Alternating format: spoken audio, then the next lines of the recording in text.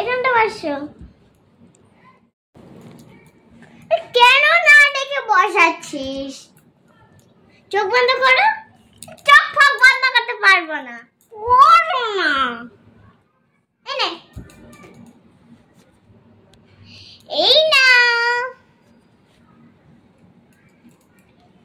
মা, তুই আমাকে না জিজ্ঞেস করে কি কিনে এনেছিস?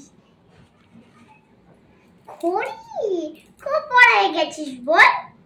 কোথায় যাই যে ঘড়ি ঠড়ি পরবো? তোর পছন্দ হয়েছে কি না বলো। না ফেরত দিয়ে বাবার জন্য একটা নি। বাবা অফিস হবে যা, আমি কোথায় যাই? বাবার জন্য পরে হবে। এর দাম তো খুব বেশি হবে। এটা 1860 টাকা লেখা। এটা 1800 টাকা বেশি।